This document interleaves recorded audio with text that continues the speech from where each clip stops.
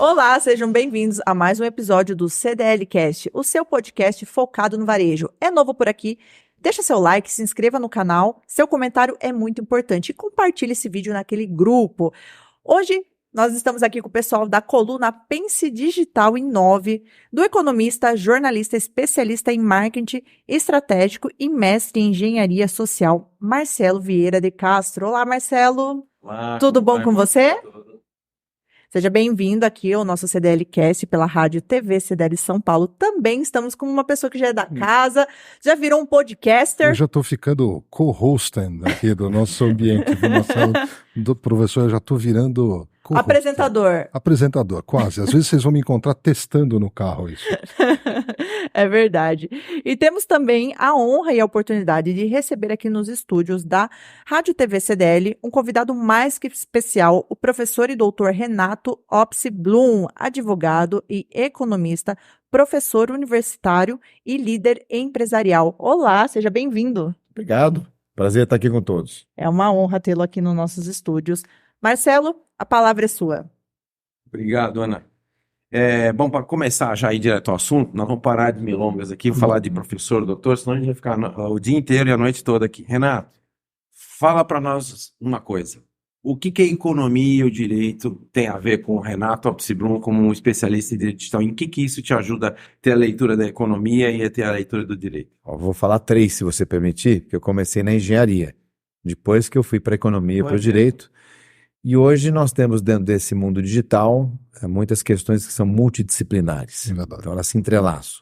Então, por exemplo, a economia hoje, confesso que há uns 4 anos atrás eu voltei a estudar alguns livros que não me trouxeram certas respostas, mas eu fui atrás dentro do cenário das criptomoedas. E agora nós vamos ter a nossa moeda digital, que é o Drex, e que vai ter um vínculo direto, e aqui já puxando por direito, um vínculo direto com obrigações, com contratos. Então teremos aí uma moeda digital regulada, porém dentro de um padrão ainda criptográfico, portanto aí vem uma semelhança com as criptos, a diferença é que o Drex é regulado, e a possibilidade de você amarrar essa moeda digital oficial com contratos. Por exemplo, o sujeito vai fazer um financiamento, o sujeito vai comprar um produto, você só libera o pagamento no momento que você receber o produto ou cumprir determinada obrigação do financiamento, por exemplo. Claro.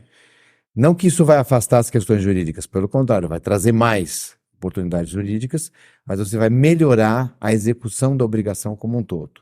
Então, esse exemplo, tem a economia, tem o direito e tem a programação, que é um pouquinho da engenharia também, que foi onde eu tive que despertar aí para esse mundo digital do direito, né, eletrônico, que a gente chamou de direito digital, você poderia programar. Então, lá na faculdade de engenharia industrial, a gente fazia Basic, Pascal, Fortran, COBOL, tinha mais uma que eu não lembro, acho que era ASCII 2, se não me engano. E aí foi vindo, mas nesse mundo hoje, né, Marcelo e Alexandre, a gente tem, Ian, nós temos hoje não só o dinamismo, mas eu diria, esse sistema, muitos falam na ecossistema de ecologia, né? A gente aprendeu isso no colégio.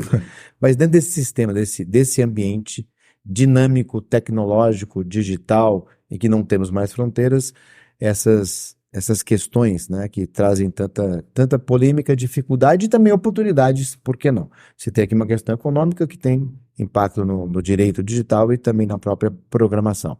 E a gente não pode deixar de falar também, está na moda, né, inteligência artificial, que na verdade é uma programação lógica ainda, um processamento de dados com mais potência. Isso ligado à inovação, a gente sempre fala que a inovação se repete. Então, o que a gente vê hoje de IA já existia, por exemplo, 7 anos atrás com o Watson da IBM, mesma coisa no Metaverso Second Life e daí por diante. Legal. O Renato, a gente tinha a era analógica, depois a gente teve a era digital, e hoje, segundo o falecido, nosso amigo Jack London, ele fala que a gente está vivendo a era pós-digital, que é a era da internet das coisas, né? No IoT, onde você fala com máquinas. O teu telefone toca, você vai ver, não é uma pessoa que está te ligando, é uma central, né? Computacional, você vai numa máquina qualquer fazer uma transação, você está falando com uma máquina, não está falando com uma pessoa. Então a gente tem essa nova visão do mundo pós-digital. Dentro desse contexto, e avaliando você como professor universitário, professor já convidado do ITA para fazer várias aulas lá, o que mudou, Renato, nessa formação profissional que vem vindo, essa formação educacional, para esse mundo que a gente está agora? A gente viu muito uma preocupação com o indivíduo. Hoje a gente vê muita preocupação com os dados do indivíduo, né? Antigamente se preocupava com a engenharia, a performance, a cultura das pessoas. A gente se preocupa hoje com o que está sendo feito com os dados, né? A gente entra numa era da inteligência artificial. Como é que fica a privacidade? Então, uma nova moeda regulada. Quando a gente fala regulada, é vigiada. Por isso que alguns autores chamam de época ou momento 4.0, né, que seria a quarta revolução industrial, entre aspas, em que a gente muda comportamento, a gente muda dinâmica, velocidade, legislação, comportamento e potência de dados. Você está citando dados em si, né? Então, hoje, qualquer negócio hoje tem uma ligação direta ou indireta, mais ou menos profunda com dados. Você não tem hoje como praticamente ter um negócio sem análise, processamento e uso de dados. Vamos usar o termo técnico, tratamento de dados como um todo. E a gente puxa, por exemplo, o ChatGPT, já que eu mencionei AI, você também questionou nessa mudança comportamental, em que traz hoje mais potência e é mais um elemento que traz também dados. Então, qual que é a diferença hoje? Nós temos muitos canais, muitas ações, muitas interações, muitas oportunidades, muitas ferramentas, vamos usar também esse termo que está sendo usado bastante, muitas ferramentas em que tudo isso geram novas oportunidades e novos negócios. Só que é muita coisa ao mesmo tempo. Então, tem aquela máxima, né? A tecnologia ela vem para ajudar o nosso dia a dia, mas às vezes essa máxima não representa a realidade. Por quê? Por exemplo, vamos usar o WhatsApp, até para o negócio isso é interessante. E a gente conversava aqui nos bastidores a questão das ligações por áudio, por vídeo, etc. Aqui mesmo, a gente tem aqui um vídeo podcast, né? Então, vamos ao WhatsApp hoje. Se a gente fizer um teste simples, vamos pegar aqui as mensagens do dia. Não mensagem de grupo, mas comunicação, né? Comunicação por escrito. Vamos lá falar com o Marcelo, a gente vai combinar lá o evento de final de ano do ITA, né? E a gente tecla o dia, a hora, você quer falar disso mesmo? Não, que tal? Chama esse, chama aquele, não sei o que tal. Vamos ver quanto tempo eu gastei teclando com o Marcelo. Vamos lá, vai dar lá 7 minutos. Eu não poderia ter resolvido isso falando com o Numa Marcelo ligação. em 30 Sim. segundos. Numa ligação. Com mais emoção, com mais ideias, com mais interação. Clareza. Então não seria um retrocesso? Porque antigamente nós tínhamos um telefone analógico, Ah, né, simples, que a gente só falava. E Né? quantas vezes você não manda uma mensagem escrevendo, pode falar? Pode falar. E quantas vezes a pessoa tecla, mas não pode falar. Mas por que não pode falar? Né? Manda o áudio, então. Mas mandar o áudio fica aquela ligação, né? Que ela não é bidirecional, né? Ela é mono. Então você manda o áudio, depois de 30 segundos volta outro áudio. Depois você espera mais 30 segundos, manda outro áudio.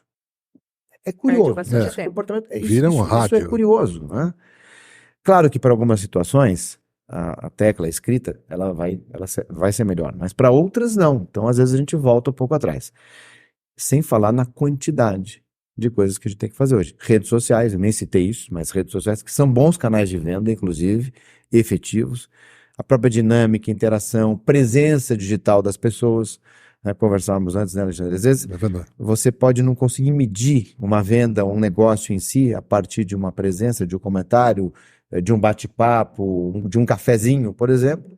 Mas a sua presença, só o fato de você estar lá vivo, aquela história, quem não é visto não é lembrado. Fato. Então, você tem ligação direta com o marketing, né, Marcelo? Sim, sim. Então, você tem que estar presente em canais, vamos chamar assim, qualificados, em momentos e ações também qualificadas, para que você não perca a evolução das circunstâncias dos usos e dos costumes. Então, hoje nós temos tudo isso ao mesmo tempo. Aqui, rapidamente, você tem WhatsApp, você tem o próprio ambiente aqui nosso, né, do podcast, você tem comunicação, redes sociais como um todo, entre outros, ChatGPT também veio junto e daí por diante. Então, é muita coisa ao mesmo tempo. Mas a tua pergunta objetiva primária foi o seguinte: bom, o que muda na prática? Né? Então, o que tá diferente hoje? Né? Então, hoje a gente tem múltiplos canais e com uma dinâmica específica do momento. Então, se a gente fizer esse podcast aqui daqui a 4 meses, talvez nós tenhamos outros assuntos e outras dinâmicas. Muda muito rápido. Eu vejo muito isso nas minhas aulas. Então, eu digo para os meus alunos, a aula desse semestre vai ser diferente da aula do semestre que vem. Mesmo que o conteúdo programático seja o mesmo, os usos e os costumes, as dinâmicas, as ferramentas serão outras. Os exemplos mudam de uma rapidez assim, fora do comum também, né? O que cabia há 2 anos atrás já não cabe mais como elemento de exemplo, por exemplo, para um jovem. Falar a linguagem é complicado.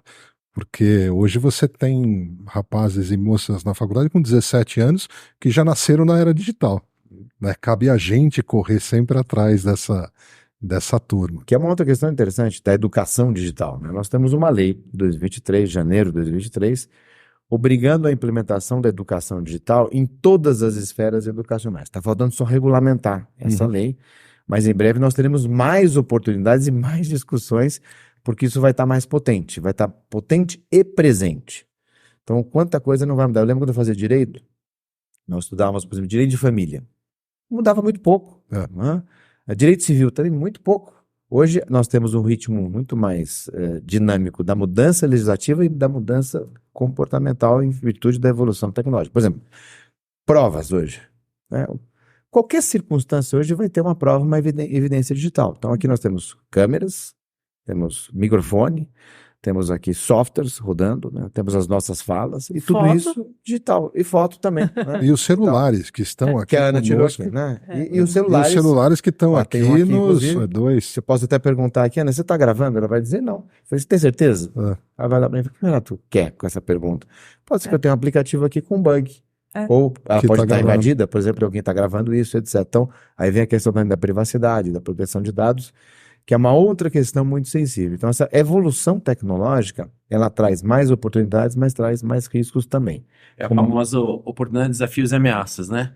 Pegando esse gancho, a pandemia, ela não foi só um fato, um acontecimento histórico, né? Ela, de uma certa forma, ela alterou o fator humano. A gente vinha numa evolução da era do mundo digital, onde a gente se conectava com mais pessoas, a gente tinha uma amplitude de relacionamento, mas havia um isolamento, porque cada vez mais você pode estar dentro da sua casa falando com mas cada vez mais você está isolado, porque às vezes tem uma pessoa na sala, você está no quarto, você não levanta para falar, você manda uma mensagem, né? A gente vê isso com as nossas famílias, com os filhos, e isso trouxe uma nova dinâmica. Doutor Renato, como que essa dinâmica, essa nova dinâmica do mundo digital, falando agora, né, doutor Alexandre, para o nosso ouvinte em especial, nosso público em especial, que são comerciantes, lojistas, empresários, empreendedores, 3, 4 dicas ou preocupações que um comerciante, um lojista deveria ter nessa nova era, né, com relação às suas informações, os dados de terceiros, enfim. Como é que você vê, Renato, quais são os desafios de um comerciante nessa era digital? Vou só aproveitar o gancho que você falou, falar com o mundo, né? E aí eu respondo a tua pergunta. O que é falar com o mundo hoje em dia? Né? Você pode fazer de casa? Pode, deve fazer de casa. Você pode fazer uma vídeo ou teclar, colocar um post, escrever um artigo dentro do seu negócio ou da sua casa? Você pode. Mas você também tem que fazer isso presencialmente. Você tem que ir em feira, você tem que ir em evento, você tem que ir em lançamento, você tem que ir em coquetéis, você tem que ir para a rua, tem que vender. Então hoje nós temos mais funções e ações do que antes. Então falar com o mundo hoje é algo assim, multiação. É muito mais potente do que antes. Porque cada um gosta de um canal, gosta de uma forma. Se você quiser multiplicar as suas vendas, você tem que usar o maior número de canais e possibilidades que você tem. Do ponto de vista operacional em si. Então, quase todo negócio hoje tem, vamos chamar, um sistema operacional, que na verdade é um software que, sistema operacional, tecnicamente gera, por exemplo, o Windows é um sistema operacional, mas eu quero usar isso de sentido lato. Então tem um sistema operacional que envolve algum tipo de tecnologia, então, que seja um canal de vendas, que seja uma rede social, seja uma plataforma de gestão, controle de estoque, ou mesmo a utilização de um pequeno empresário de um notebook, ou mesmo de um iPad, alguma coisa mais simples, ou até do iPhone, né? Ou de um dispositivo móvel. Mas eu vou ter algum software sempre, de uma forma direta ou indireta, mais ou menos potente, trabalhando naquele negócio. Então, primeiro, isso aqui está funcionando de forma correta? Porque se isso para, eu vou ter um prejuízo, vou deixar de vender. E se isso funcionar errado, além de eu deixar de vender, eu posso ter também outros prejuízos, como por exemplo o vazamento de dados. Eu posso sofrer um ataque, que infelizmente isso é comum hoje, o sujeito aproveita uma vulnerabilidade, uma falta de atualização, ataca um sistema e bloqueia, criptografa, bloqueia o sistema, você não consegue mais usar aquilo para vender. E você vai ter prejuízo. Além disso, ele vem ainda, pede uma extorsão, olha, eu bloqueei, você quer que eu te libere rápido? Então você me paga tantas criptomoedas. E mais, tem um adicional também, se você não quiser que eu divulgue os dados dos seus clientes que eu estou vendo aqui, também você paga um adicional de mais tantas criptomoedas. Olha o tamanho do prejuízo do negócio. Então se eu me preocupo em proteger isso aqui da melhor forma possível, e fazer a minha operação rodar de acordo com a lei. Hoje nós temos a Lei Geral de Proteção de Dados como exemplo, principal, já que a gente está falando de dados. E eu posso, se eu não estiver em conformidade ou trazendo essas boas práticas, eu posso ter prejuízos efetivos. Eu sei que é uma luta diária que a gente tem. Às vezes parece, o Renato fala isso porque ele quer vender alguma coisa. Eu falo, não, é porque eu prefiro muito mais gerir um ataque ou financeiramente do que fazer uma consultoria preventiva. Mas não é isso que eu quero. Eu quero é alertar e trazer aí um bom funcionamento para a sociedade, para todos. Ninguém quer ver um negócio parado. Então, se é possível evitar, por que não evitar? Então, essa educação, essa perseverança que eu tenho aqui de sempre falar isso, é um alerta. Alguns vão ouvir, vão fazer, outros não. Mas está aqui a sugestão da dica. Então, dados, sistemas, isso hoje é o core de um negócio, com mais ou menos potência, isso deve merecer uma atenção especial. E complementando, já que eu falei em operação, agora back-office, etc., vamos para fora, nós temos outros canais de venda que têm também regulamentações próprias. Temos redes sociais, temos plataformas específicas de venda, marketplaces, temos ferramentas de impulsionamento, ferramentas de marketing digital, profissionais nessa área que tratam dessas questões, e tudo isso, se for feito de forma técnica, de forma profissional, sem medo de errar, modifica, muda muito o ambiente e o empresário vai ter a sua vantagem competitiva, sem dúvida nenhuma. Então, sintetizando, Marcelo, essas são as questões. Então, ter um bom sistema, um sistema adequado, de acordo com a legislação e atuar de forma profissional. Perfeito. Bom, falando um pouquinho de home office, né? Uma nova cultura, um novo hábito, um novo uso. Como é que a gente pode encarar hoje, Renato, vamos dizer assim, essa mescla de oportunidades e desafios, né? A gente vê as empresas gostaram do modelo porque ela economiza, sem sombra de dúvida, né? A gente vê hoje as lajes dos prédios comerciais todas vazias. Né? De uma certa forma. A gente vê também o interesse dos funcionários, colaboradores em combinar interesses pessoais com o corporativo.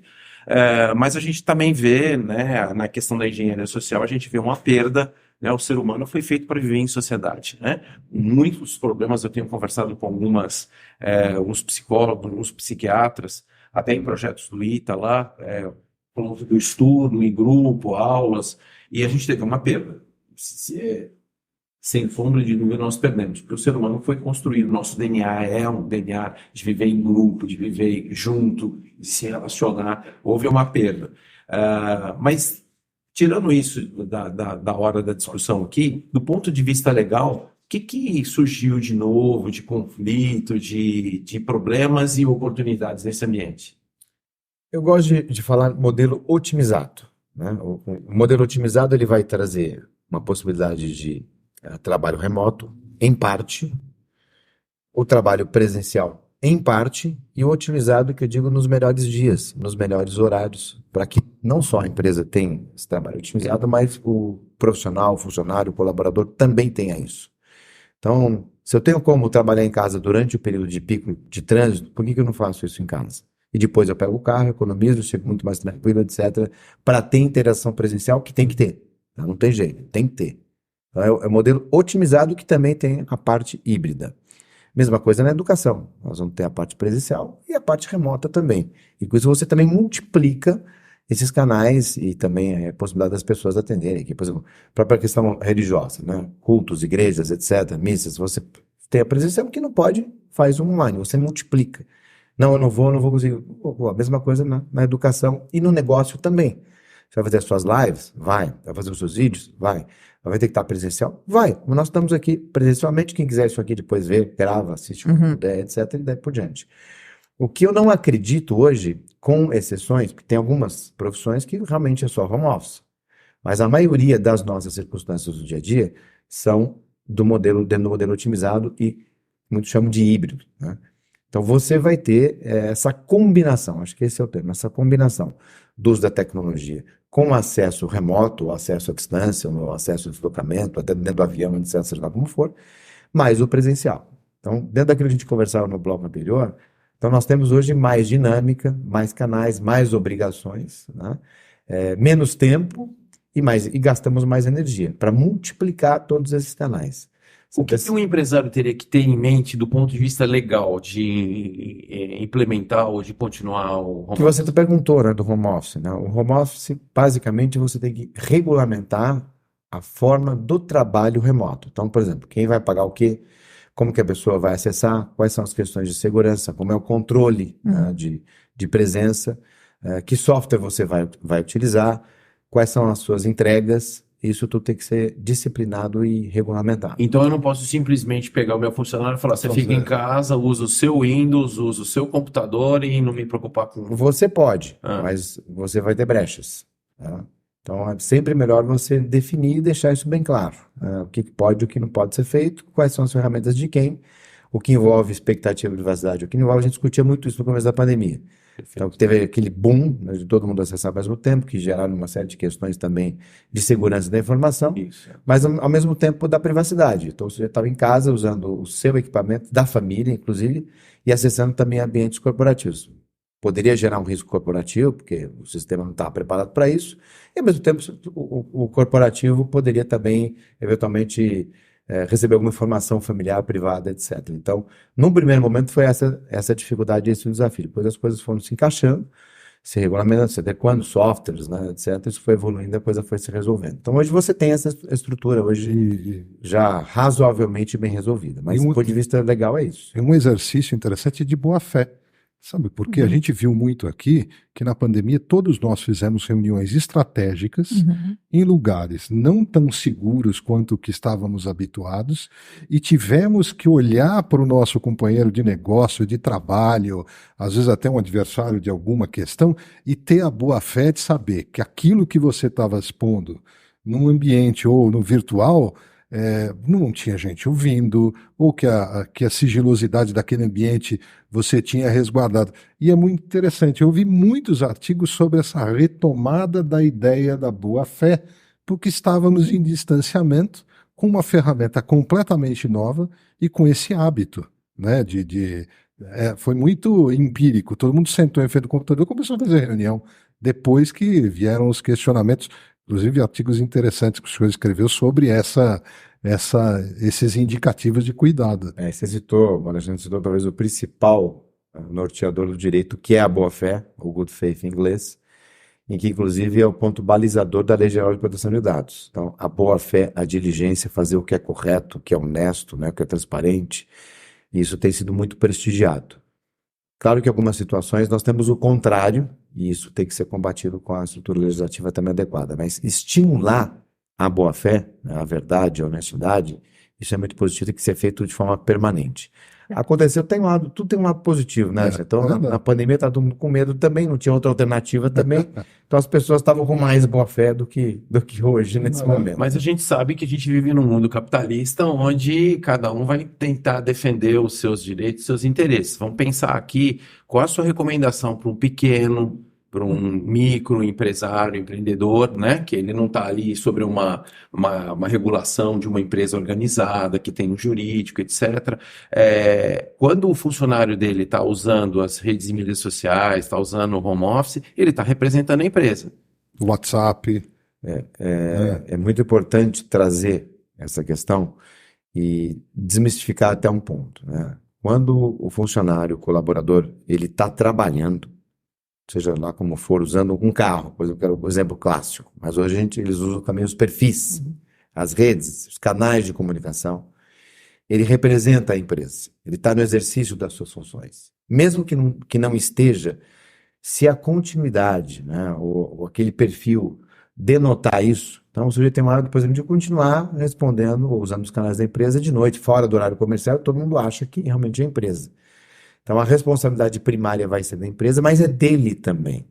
E, na prática, quem é processado por um prejuízo, alguma coisa assim, é a companhia. Mas a companhia pode processar o seu colaborador por um erro, né, por um prejuízo que ele tenha causado, etc. Por isso que, muitas vezes, você direciona e regula, detalha, né, você oficializa como uma pessoa vai se portar, vai operar aquele canal, aquela ferramenta. Perfeito. Para não só tentar tirar um pouco, mitigar um pouco essa responsabilidade, mas também deixar para o próprio colaborador o que ele vai fazer, o que ele pode fazer, o que não pode. Dando um gancho aqui, eu me preocupo muito, Alexandre, com hoje, às vezes, o pequeno empresário não tem a noção, né, da extensão do risco. Então, às vezes, hoje todo mundo vendendo na internet, né, nas plataformas, e deixa o celular com o funcionário responder os pedidos que caem à noite, etc. Isso pode gerar um litígio? Então, pode gerar hora extra, por exemplo. Vou complementar. Uso do Reels, Reels no Instagram, Sim. aquele que muita gente está nos ouvindo em Quixaramobim, em Cruzeiro, aqui em São Paulo, e é comum o funcionário ter aquela função da mídia social dele participar lá do vídeo, né? E em tese, nesse primeiro momento é legal, é importante. Como é que isso impacta também esse uso de imagem? Como é que eu devo cuidar Se esse disso? funcionário sair da empresa depois e a empresa continuar Ele está usando. vendendo, na verdade, o meu produto no WhatsApp ou usando a imagem dele. Como é que eu devo olhar para isso? E o pequeno faz muito, né, Marcelo? Sem dúvida. Faz muito isso, porque é mais fácil. Exato. Eu lembro que essa discussão começou, né, com o uso de câmeras, né, envolvendo cenários, em geral, câmeras com propósito de segurança, mas a empresa queria fazer um comercial, uma propaganda, alguma coisa assim, e usava aquele fundo que, em tese, o propósito era para segurança, usava para fins comerciais. E algumas demandas, alguns processos realmente discutiam essa questão da indenização. Então, quando você explora a imagem da pessoa, então não está dentro de um contexto macro genérico da operação da empresa, mas é a pessoa, então vamos pegar o Alexandre. Vou aproveitar aqui que a Ana está fotografando, pego, vou lançar um produto, né, então vamos lançar um produto para deixar o cabelo do Alexandre mais escuro, etc. Roxo. A gente aqui faz um backstage que é mais divertido ou tão divertido quanto a entrevista, viu? E aí estamos falando dos meus cabelos brancos, mas é isso. Então, aproveitando para resolver, Resolve. já que o Alexandre falou na parada disfarçado. Aí o que acontece? Se eu for usar a imagem dele para a divulgação desse produto, aí sim eu saio um pouco da esfera trabalhista em si e vou para questões do próprio Código Civil dos direitos da personalidade. Vou no artigo 20 do Código Civil, exploração comercial vai gerar uma remuneração. Então eu tenho que ajustar o contrato de trabalho ou adicionar esse escopo ou fazer algo paralelo. Aí eu quero explorar a imagem sua, não como colaborador para sua função primária, mas para outras questões também. Por isso que essa parte que envolve direitos da personalidade, essa parte é muito relevante. Mas mais relevante que isso são os direitos autorais, por exemplo, do fotógrafo, daquele que filma, daquele que fala, etc. Isso também tem que ficar muito bem acordado. Até porque violação de direitos autorais hoje tem um reflexo criminal importante e civil também a indenização pode chegar até 3.000 vezes. Direito autoral é um assunto muito, muito relevante e a cadeia de responsabilidades também ela é bem extensa. Professor Renato, tem um fato que eu acho interessante. A LGPD vigente, a gente fala disso, mas o pequeno, aquele que nos assiste, o comerciante, quem está no varejo, tem um descrédito da aplicação da lei. Ele acha que não colou.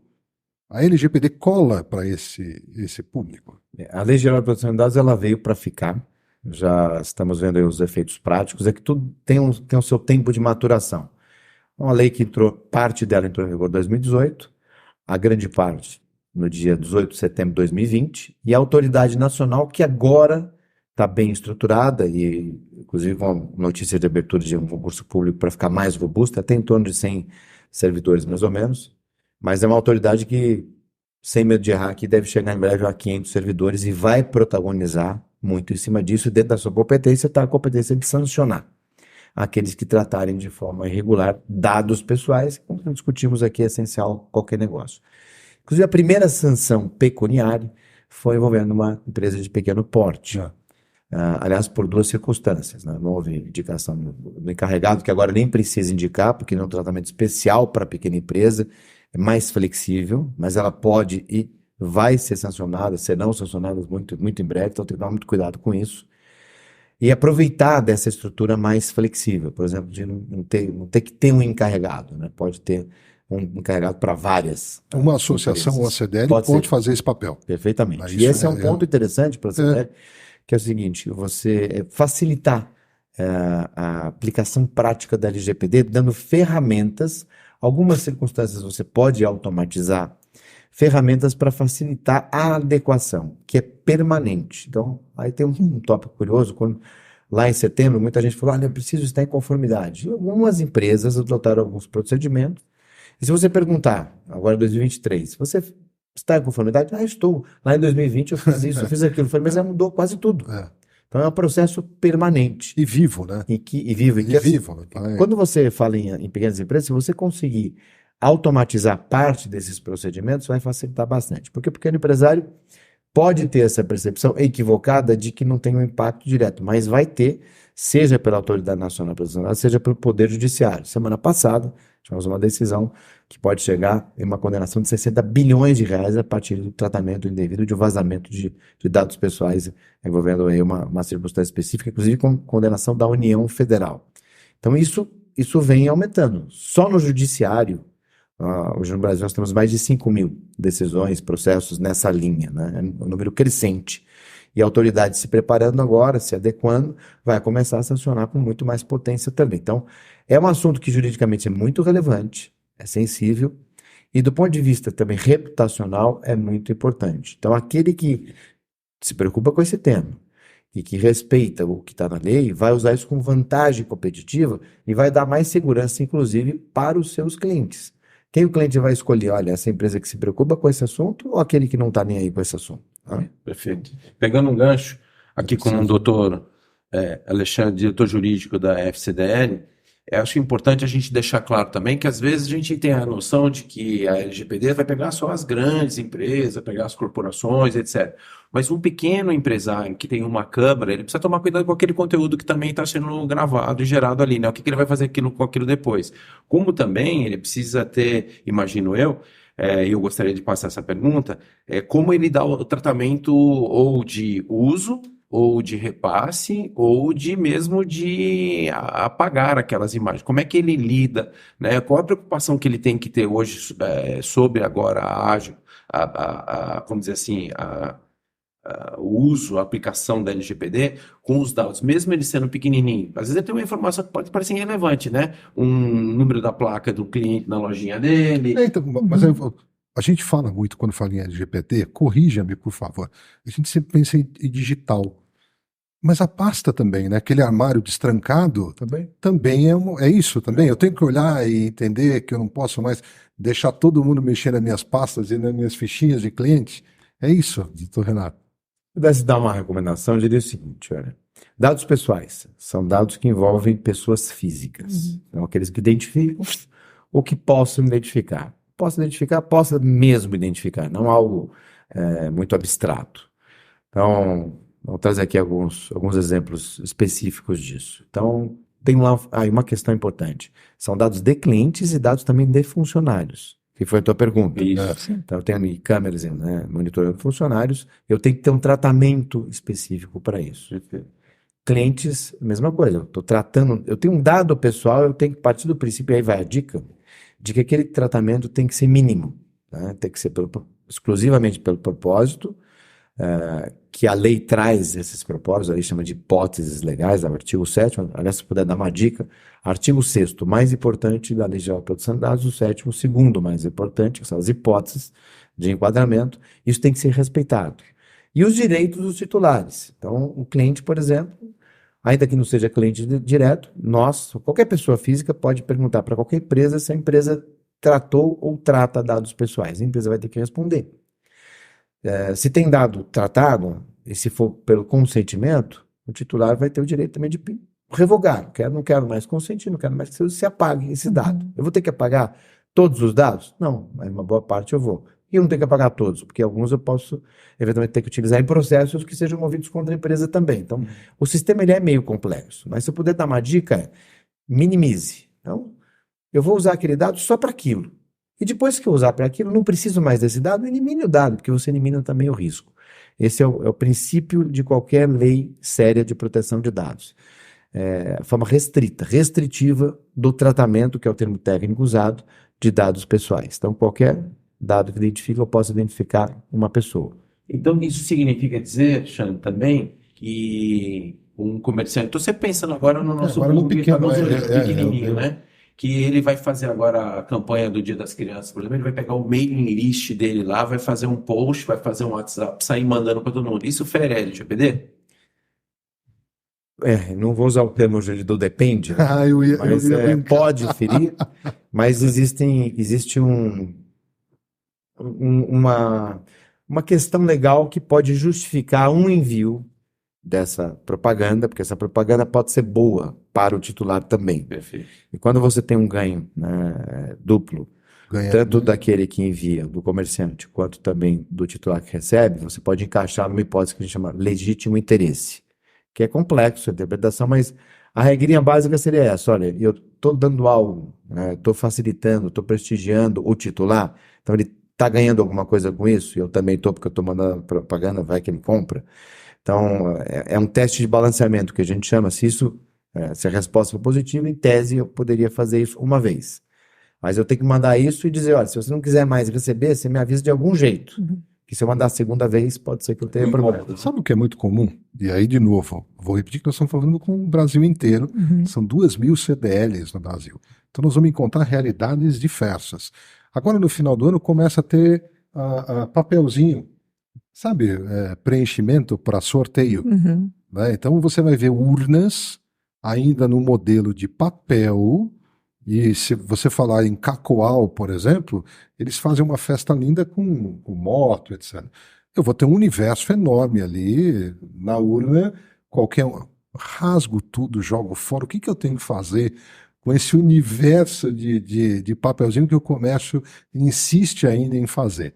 O interior é muito próspero nesse tipo de modelo de promoção, ainda no modelo de papelzinho. Vou trazer então um exemplo prático. Foi de conta que eu coloquei meu nome no papelzinho do Alexandre. Porque muita gente que ouve o professor está preparando isso agora para o final do ano na sua entidade, o comerciante, né? E aí eu vou abusar um pouco. Então vou responder com uma pergunta. Então eu sou cliente do Alexandre e vou colocar o meu dado pessoal no papelzinho do Alexandre ali. No sorteio. Coloquei, vou entregar na hora que eu vou dar para o Alexandre o seguro e falo, Alexandre, qual é a sua política de proteção de dados pessoais? Que é um direito e uma obrigação. Né? Então a empresa tem que ter e é um direito de eu pedir.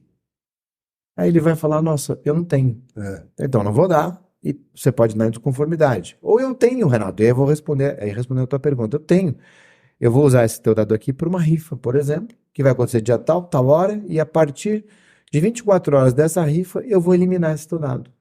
Está resolvido. Tá? Então, a execução do contrato, encaixei na hipótese legal, tá bonitinho, já sei que isso vai ser descartado, estou dentro da LGBT. E se eu quiser ter um mailing dele, eu tenho que pedir autorização? Não necessariamente, Tá. né? Porque você pode ter o dado dele para cumprir um contrato, vender alguma coisa, etc., guardar aquilo ali por um determinado tempo, né? E você não precisa de autorização, porque ele deu aquele dado para executar aquele contrato. Você pode guardar aquilo para depois, olha, ele fez aquela rifa aquele dia, pode ser que ele queira uma outra rifa, porque ele gosta de rifa. Aí você faz aquele encaminhamento dentro do legítimo interesse uma vez. Mas o que pode acontecer é eu questionar, falei, qual é a sua política? Isso tem que ter, né? Essa regra, essa formalização do que eu vou fazer com o dado, todo negócio tem que ter. Tem que ter. Esse mínimo. Esse é o grande ponto. Ana Luísa, Eu tenho uma pergunta. vamos lá e depois a gente fecha. Pegando esse gancho, né, que você comentou sobre o papel físico, também tem a questão da internet, né? Hoje em dia, com esses cursos online, você vai ganhar um brinde se você se cadastrar, e você faz o cadastro para receber o brinde. Por exemplo, sei lá, uma dieta que o cara vai mandar para você um chá emagrecedor. Aí você começa a receber e-mail das chamadas para esse curso. Isso também tem alguma proteção, porque acaba sendo uma importunação. E também nos grupos de WhatsApp, porque eles já te colocam no grupo da venda desse curso e você fica lá no grupo e os caras não param nunca mais de mandar mensagem, link para você entrar. Vai entrar a tal hora, ao vivo. Isso também entra? Se isso não estiver previsto, né, no regulamento da promoção, no tratamento dos dados, esse abuso pode ser considerado ilícito. Esse abuso. Sim. Então, tem que haver previsão. Aqui a gente acaba não lendo o detalhamento. Mas se tiver previsto ali, posso mandar várias mensagens com aquele propósito. A grande maioria não. A grande maioria você faz o cadastro para receber aquele brinde e aí eles já te colocam no grupo e aí começa... E tem uma dificuldade de informação também, né? E tem uma dificuldade de informação. A gente não tem o hábito de ler, Sim. Mas quem tem má fé também cria óbices para você ter acesso a tudo aquilo, né? Que acaba podendo configurar complementares. Tem uma figura que a gente fala muito em varejo de atrito de venda. E em nome do atrito de venda, diminuir o atrito de venda, você passa por cima dessas coisas, né?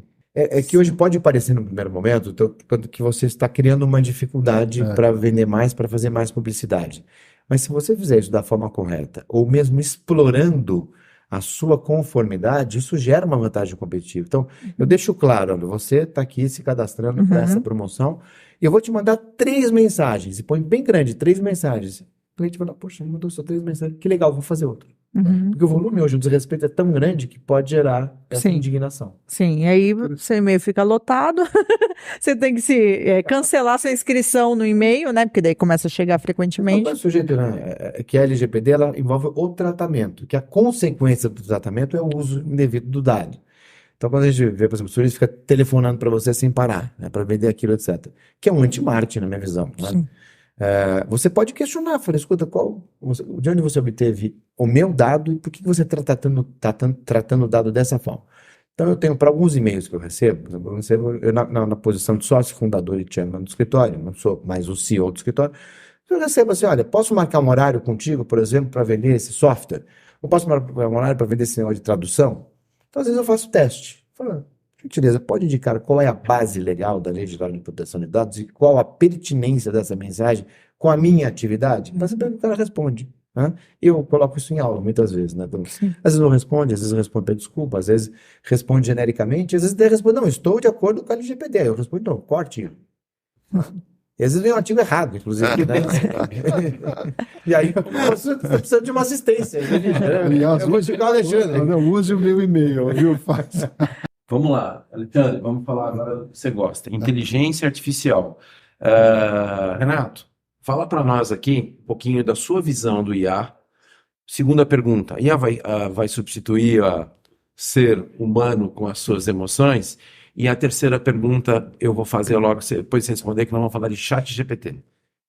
Inteligência artificial hoje, como se coloca no mercado, na verdade é um processamento de dados, como antigamente, computação pura, só que com muita potência. Então eu tenho mais processamento e mais base de dados, então eu tenho muito mais informações. O segundo ponto, vai substituir? Na acepção direta da palavra, muito pouco. Porque muitas das atividades humanas são atividades humanas. Claro que atividades humanas repetitivas, que não são tão humanas assim, serão substituídas, é natural. E por outro lado, essa automatização de tarefas vai gerar também novas oportunidades, seja no campo jurídico, no campo comportamental, no campo comercial e no campo da própria programação em si. Então, nós vamos ter advogados, programadores, já temos advogados profissionais da área jurídica que programam, por exemplo. Temos softwares de processamento potente nos tribunais, que economizam, conseguem gerir uma quantidade maior de processos, que diminuem o tempo de tramitação, substituem tarefas que eram protocolares, então não necessariamente humanas, do sujeito ficar carimbando, por exemplo, não vai mais precisar carimbar, vai fazer outra coisa. Mas a substituição de tarefas humanas, isso não vai acontecer, porque a percepção é nossa. A atividade humana, por natureza, ela é imprevisível, porque envolve emoção, envolve comportamento, envolve experiência, envolve cultura, envolve movimento, envolve transformação. Isso você não consegue programar. Né? Por exemplo, vamos fazer aqui esse bate-papo com 4 avatares. Vamos programar para fazer esse bate-papo. E vamos fazer outro igual. Vai ser igual, vai ser diferente. Né? Se a gente fizer um outro daqui 2 segundos, vai mudar tudo. E não vai chegar com o negócio da voz, a sensação de voz, de olhar. É programado. Né? É que o que acontece? Eu uso, por exemplo, tem uma aplicação chamada N. Call N. Gosto muito disso. Ó. Tem que falar inglês. Tem 4 ou 5 avatares, mas tem a N. Então, eu uso em aula, essa palestra, e converso com a N, dependendo do foco, pergunto, né? Como é que você está, não sei o que tal. E as pessoas falam, mas parece que ela está conversando com você, assim, porque a base de dados, ela é extensa. Então, eu tenho um volume muito rico. Então, a base está sendo processada. Por exemplo, outro dia eu perguntei, qual é a sua companhia aérea preferida? Né? E apareceu lá a companhia lá da Ásia. Né? Por quê? Porque pelos índices, né, de conforto, tende a ser. Então, esse tender a ser é probabilidade. Então, o sistema é programado para tentar acertar aquilo que é mais falado, usado, utilizado, comentado, que está nas bases de procura. Mas nem sempre aquilo é real. Né? Depende muito da percepção. Como é que eu pergunto, você acha que as pessoas vão gostar mais dessa empresa? Ela fala assim, acho que sim. Eu falo, não, tem gente que não gosta. É Por exemplo, o caso do Rolim.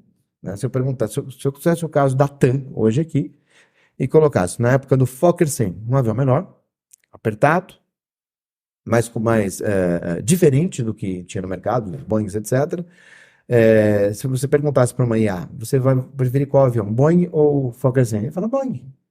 Eu falo, mas o que aconteceu na prática? Foi pelo Fokker 100. Pela experiência humana, né? A Domínio, balinha, o tapete vermelho. Mas lá no ITA, deixa eu comentar um negócio. Os cientistas de dados, os cientistas envolvidos nos projetos, é assustador.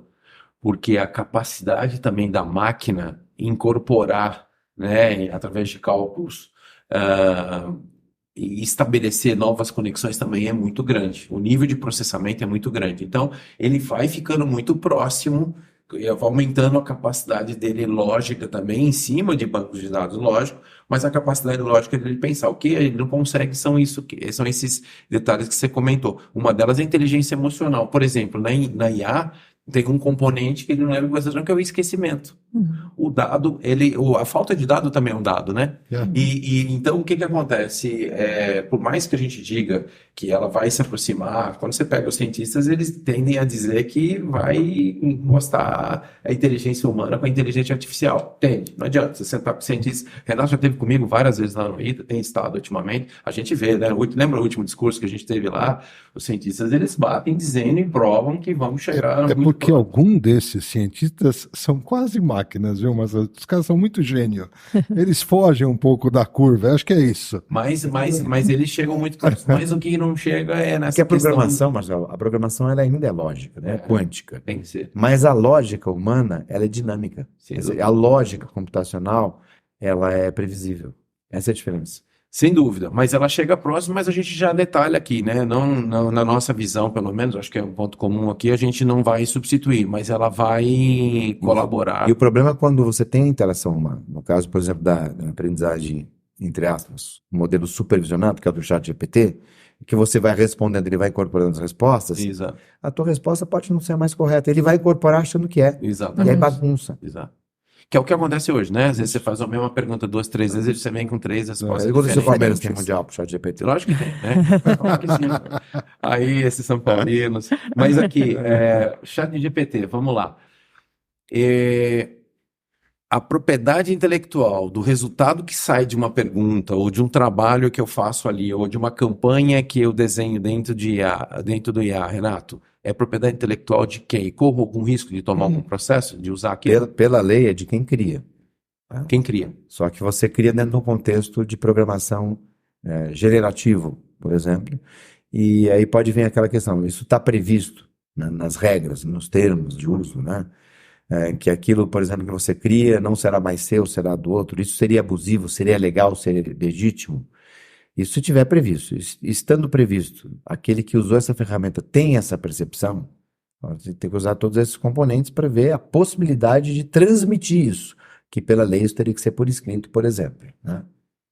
Então já tem uma discussão em cima disso. Agora, a consequência da programação, da execução dos programas, dos códigos, que podem gerar novas obras, isso pode sim violar direitos autorais. Existem vários processos já discutindo isso. Por exemplo, um comerciante, se ele fizer uma campanha, vamos imaginar, entrei no ChatGPT, crie para mim, considerando que eu sou um comerciante de loja de sapato, que tarará, que eu estou no shopping e tal, crie uma campanha para mim, um post para eu, no Dia das Crianças ou no Natal. Sim. Vai sair um resultado ali. De quem que é aquilo? Quem Se é for aquilo? plágio, aquilo, contrafação de uma obra já preexistente, ou até uma concorrência desleal, aquele que executou essa campanha, que fez a campanha, pode ser responsabilizado por isso. Ou seja, o empresário pode ser processado e provavelmente vai ser condenado por isso. Outra parte que pode processar o ChatGPT e exercer o seu direito de regresso por isso. Posso fazer um gancho capcioso?